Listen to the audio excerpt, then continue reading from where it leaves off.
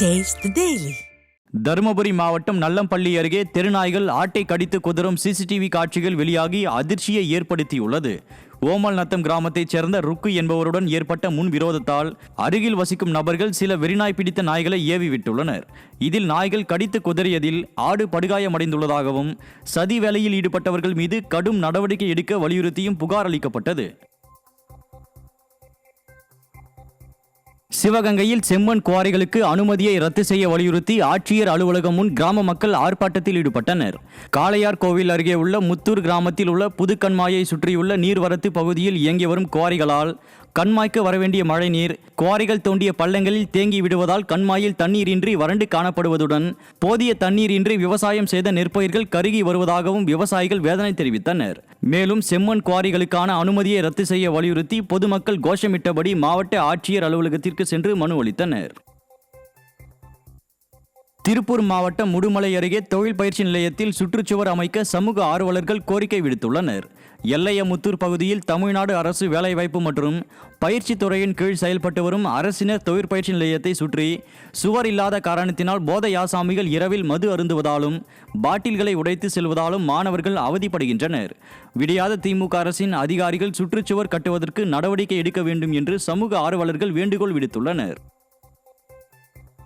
சென்னை விமான நிலையத்தில் பயணிகள் ஓய்வுக்கூடம் செயல்பாட்டிற்கு வருவதில் காலதாமதம் ஏற்பட்டுள்ளதால் விமான பயணிகள் கடும் அவதியடைந்துள்ளனர். பயணிகள் ஓய்வுக்கூடமான பிளாசா கடந்த நவம்பர் அல்லது டிசம்பரில் பயன்பாட்டிற்கு வரும் என எதிர்பார்க்கப்பட்ட நிலையில் பணிகள் முழுமையாக நிறைவடையாததால் காலதாமதம் ஏற்படும் என தெரிவிக்கப்பட்டுள்ளது.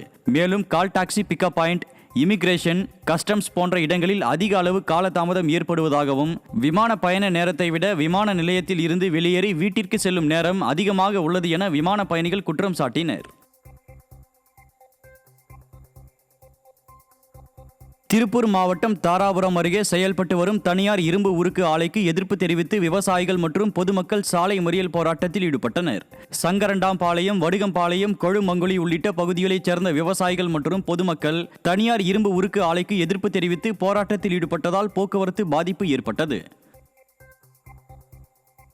சேலம் மாவட்டம் ஓமலூர் அருகே தேசிய நெடுஞ்சாலையில் தேங்கி நிற்கும் சாக்கடை நீரால் சுகாதார சீர்கேடு ஏற்பட்டுள்ளதாக புகார் எழுந்துள்ளது.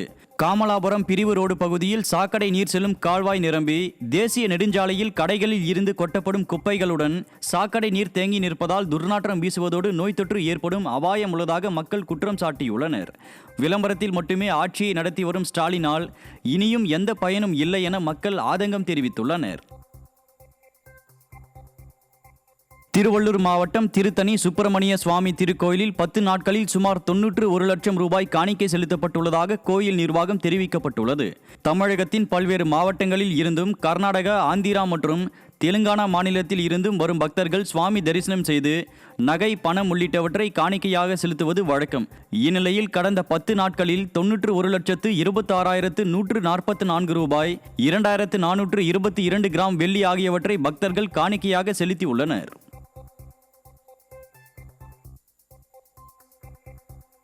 திண்டுக்கல் மாவட்டம் நிலக்கோட்டை அருகே சேதமடைந்துள்ள சாலையால் பொதுமக்கள் மற்றும் வாகன ஓட்டிகள் கடும் அவதியடைந்துள்ளனர். அப்பா பிள்ளைப்பட்டி முதல் அவையம்பட்டி பிரிவு வரை உள்ள சாலை குண்டும் குழியுமாக உள்ளதாகவும் இதனால் பள்ளிக்கு செல்லும் மாணவ மாணவிகள், விவசாயிகள், பெண்கள் என அனைவரும் பாதிக்கப்பட்டுள்ளதாகவும் அப்பகுதி மக்கள் வேதனை தெரிவித்தனர். மேலும் விடியாத திமுக அரசின் ஊராட்சி அதிகாரிகளிடம் புதிய சாலை அமைத்து தர பலமுறை கோரிக்கை வைத்தும் எந்த நடவடிக்கையும் எடுக்கவில்லை என குற்றம் சாட்டினர். தூத்துக்குடி மாவட்டம் திருச்செந்தூர் அருள்மிகு சுப்பிரமணிய சுவாமி திருக்கோயிலில் பல்வேறு வேடங்களை அணிந்து வந்து பக்தர்கள் சுவாமி தரிசனம் செய்தனர். தமிழகத்தின் பல்வேறு பகுதிகளில் இருந்து வந்த ஏராளமான பக்தர்கள் மாலை அணிந்து விரதம் இருந்து அலகுவேல் குத்தியும் காவடி சுமந்தும் ஆண்டி முருகன், கருப்பசாமி, விநாயகர் உள்ளிட்ட பல்வேறு வேடங்கள் அணிந்தும் பக்தி முழக்க கோஷத்துடன் பாத யாத்திரையாக கோயிலுக்கு வருகை தந்து தங்களது நேர்த்தி கடன்களை செலுத்தி பக்தர்கள் சுவாமி தரிசனம் செய்தனர். தஞ்சாவூர் மாவட்டம் பாபநாசத்தில் சேனைக்கிழங்கிற்கு உரிய விலை கிடைக்காததால் விவசாயிகள் வேதனை அடைந்துள்ளனர். சமீபத்தில் பெய்த மழையால் சேனைக்கிழங்கு பெருகாமல் சிறுத்து காணப்பட்டதால் சந்தையில் சேனைக்கிழங்கின் விலை வீழ்ச்சி அடைந்துள்ளதாக விவசாயிகள் வேதனை தெரிவித்தனர்.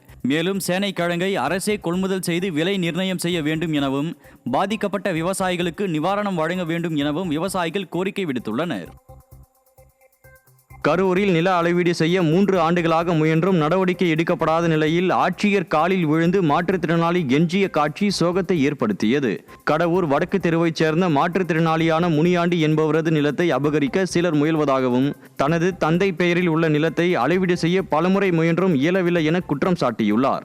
மக்களுக்கு எந்தவித நன்மையும் நடந்துவிடக் கூடாது என நினைத்து ஸ்டாலின் ஆட்சி நடத்தி வருகிறாரா என மக்கள் கேள்வி எழுப்பியுள்ளனர். பக்கத்து இடத்துக்காரங்க அளக்க விட மாட்டேங்கிறாங்க, அவங்க அளக்கவும் வரமாட்டேங்கிறாங்க. 3 வருஷமாக இதான் நான் போராடிட்டு இருக்கேன்.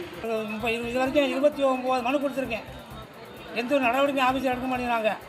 இன்றைக்கி கலெக்டர் கூட காலோட விழுந்து கெஞ்சி பார்த்தேங்க. இதே மாதிரி தான் வருஷம் மாதம் நடக்குது. எனக்கு எந்த ஒரு செலவும் இல்லை. எனக்கு தயவு இது நடவடிக்கை எடுக்குமாறு கேட்டுக்கொள்கிறேன். தூத்துக்குடி மாவட்டம் திருச்செந்தூர் அருகே வீரராகவபுரத்தில் செல்போன் உயர்கோபுரம் அமைப்பதற்கு எதிர்ப்பு தெரிவித்தும் குடியிருப்பு பகுதிகளில் சுகாதாரக்கேடு நிலவுவதை கண்டித்தும் திமுக கவுன்சிலர் தலைமையில் மக்கள் நகராட்சி அலுவலகத்தில் வாக்குவாதத்தில் ஈடுபட்டதால் பரபரப்பு ஏற்பட்டது. திமுக நகராட்சி தலைவரை முற்றுகையிட்டு மக்கள் திமுக கவுன்சிலர் தலைமையில் குறைபாடுகளை சுட்டிக்காட்டி வாக்குவாதத்தில் ஈடுபட்டது ஸ்டாலினின் உள்ளாட்சி நிர்வாகத்தின் தோல்வியை பறைசாற்றியுள்ளது. ஏற்கனவே குடி தண்ணீர் சுத்தமாக வரலை, புழுப்பூச்சியோடு வருது. அதுக்கடுத்து டவர் லைன் வேறு வந்ததுன்னா குழந்தை குட்டிகள் எல்லாம் பாதிக்கப்படுவாங்க. முதியோர்கள் எல்லாருமே இருக்காங்க. தெருவில் ஒழுங்காக லைட் எரியலை, குடி தண்ணீர் ஒழுங்காக வரலை. டவர்னால பொதுவாக சுகாதாரக்கேடு முக்கியமாக நடக்கும். அதனால அது எங்களுக்கு தேவையில்லை. இதை என்ன நடவடிக்கை எடுத்து இன்றைக்கே நிப்பாட்டலைன்னா குடும்பத்தோட தெருவில் எல்லாரும் கலெக்டர் ஆஃபீஸை போய் முற்றுகையிடுறது உறுதி. சென்னை அம்பத்தூர் அருகே கச்சனங்குப்பம் பகுதியில் சாலையோரங்களில் கொட்டி கிடக்கும் குப்பைகளால் அவதிக்குள்ளாவதாக வாகன ஓட்டிகள் குற்றம் சாட்டியுள்ளனர். மாநகராட்சியின் அலட்சியம் காரணமாக சாலையோரங்களில் குப்பைகள் கொட்டப்படுவதுடன் அவை அகற்றப்படாமலும் உள்ளது. இதன் காரணமாக துர்நாற்றம் வீசுவதுடன் குப்பைகள் சாலைகளில் குவிவதால் இடையூறு ஏற்படுவதாகவும் பொதுமக்கள் மற்றும் வாகன ஓட்டிகள் வேதனை தெரிவித்துள்ளனர். மக்கள் பணிகளை மறந்து தேர்தல் விளம்பர நாடகத்தில் மட்டுமே குறியாக இருக்கும் ஸ்டாலின் அரசு சுகாதாரத்தை பேணி காக்க வேண்டும் என பொதுமக்கள் வலியுறுத்தியுள்ளனர். வேலூர் மாவட்ட ஆட்சியர் அலுவலகத்தில் மின் இணைப்பு மனு கொடுக்க வந்த 70 வயது மூதாட்டி சுசிலா அலுவலக கழிப்பறையில் வழுக்கி விழுந்ததால் பரபரப்பு ஏற்பட்டது. சுகாதாரமற்ற கழிப்பறையில் மூதாட்டி தவித்த காட்சி ஸ்டாலின் அரசின் நிர்வாக அலட்சியத்திற்கு சாட்சியாக உள்ளது. நாள்தோறும் ஏராளமான பொதுமக்கள் வந்து செல்லும் அரசு அலுவலகங்களில் பராமரிப்பின்மை, சுகாதாரமின்மை மக்களை அதிருப்தி அடைய செய்துள்ளது. விருதுநகரில் பொங்கல் பண்டிகையை முன்னிட்டு ஜல்லிக்கட்டு போட்டிகள் நடைபெற உள்ள நிலையில் காளைகளுக்கு பயிற்சி அளிக்கப்பட்டு வருகிறது. ஸ்ரீவில்லிபுத்தூர் அருகே வத்திராயிருப்பு, காஞ்சாபுரம், சேதுநாராயணபுரம், மகாராஜாபுரம், கூமாப்பட்டி உள்ளிட்ட பகுதிகளில் உள்ள காளைகள் ஜல்லிக்கட்டு போட்டிக்காக நீச்சல் பயிற்சி, மண் குத்துதல், நடைபயிற்சி உள்ளிட்ட பல்வேறு பயிற்சிகளை காளை உரிமையாளர்கள் அளித்து வருகின்றனர்.